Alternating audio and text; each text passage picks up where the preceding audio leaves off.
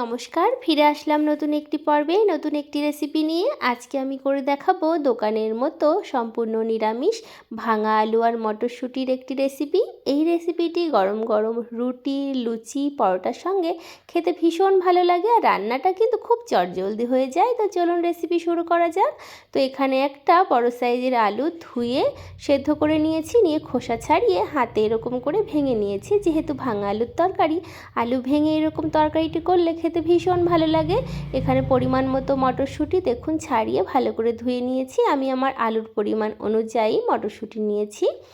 কড়াইতে সর্ষের তেল দিচ্ছি, তেলটা একটু বেশিই লাগবে আর আপনারা আপনাদের পছন্দ মতো তেলে কিন্তু রান্না করতে পারেন।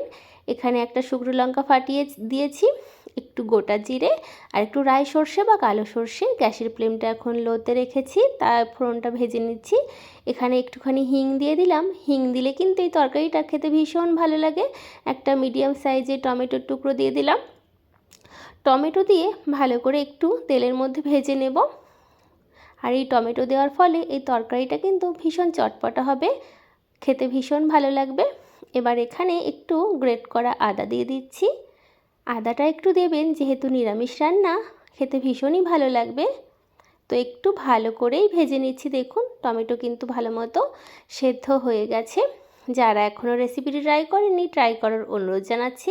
এখানে আমি কিছু গুঁড়ো মশলা দিচ্ছি, একটু ধনে গুঁড়ো, জিরে গুঁড়ো আর এখানে লঙ্কার গুঁড়ো, আর একটু কালারের জন্য দিচ্ছি কাশ্মীরি লঙ্কার গুঁড়ো। একটু হলুদ দিয়ে দিচ্ছি পরিমাণ মতো, দিয়ে ভালো করে কষিয়ে নেব। এবার একটু জল দিয়ে দিচ্ছি, যেহেতু গুঁড়ো মশলা দিয়েছি যাতে মশলাটা পুড়ে না যায়, তো সেই জন্য আমি একটু জল দিয়ে দিলাম। দিয়ে ভালো করে কষাবো যতক্ষণ না তেল ছেড়ে দিচ্ছে। তো বন্ধুরা, এই রেসিপিটা কিন্তু খেতে ভীষণ ভালো হয়। তো মশলাটা আমার কষানো হয়ে গেছে। একটুখানি মশলা আমি এই বাটিতে তুলে রাখছি, পরবর্তীতে ব্যবহার করব। এখানে ধুয়ে রাখা মটরশুঁটিগুলো দিয়ে দিচ্ছি, দিয়ে ভালো করে মশলার সঙ্গে একটু কষিয়ে নেব। আর এই রেসিপিটা একদম দোকানের মতো হয় খেতে, রুটি, লুচি, পরোটার সঙ্গে দুর্দান্ত লাগে। যারা এখনও ট্রাই করেননি অবশ্যই করে দেখতে পারেন।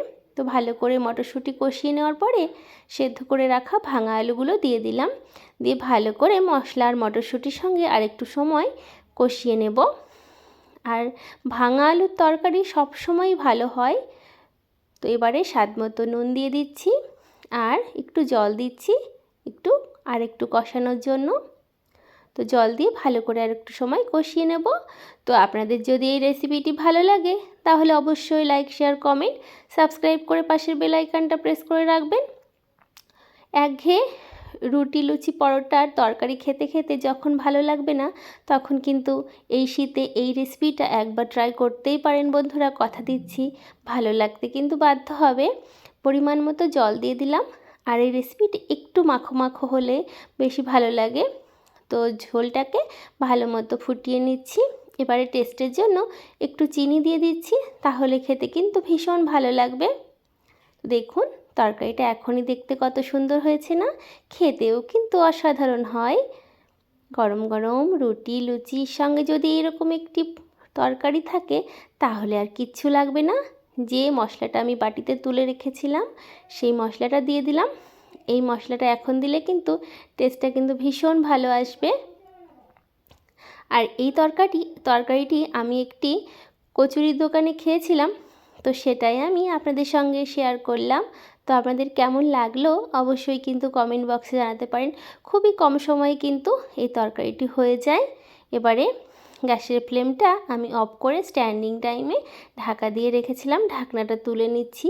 তো দেখুন কতটা সুন্দর হয়েছে। তা আপনারা কিন্তু বাড়িতে অবশ্যই ট্রাই করবেন। তো দেখুন একদম মাখো মাখো হয়ে গেছে। রুটি, লুচি, পরোটার সঙ্গে এরকম একটু তরকারি থাকলে আর কিন্তু কিচ্ছু লাগবে না, আর কোনো ঝামেলাও থাকবে না রুটি, লুচি, পরোটা খাওয়া নিয়ে। বাড়ির ছোট থেকে বড় সকলেই কিন্তু এই নিরামিষ তরকারিটি কিন্তু চেটেপুটে খাবে। তো আপনাদের অসংখ্য ধন্যবাদ বন্ধুরা আমার এই সম্পূর্ণ ভিডিওটি দেখার জন্য। তো তৈরি হয়ে গেল ভাঙা আলু মটরশুঁটির সম্পূর্ণ নিরামিষ একটি রেসিপি। বাড়িতে অবশ্যই ট্রাই করবেন আর কমেন্ট বক্সে জানাবেন আপনাদের কেমন লাগলো। আপনাদের একটা কমেন্ট কিন্তু আমাকে একটা ভিডিও বানাতে অনেক উৎসাহ জাগায়। ধন্যবাদ।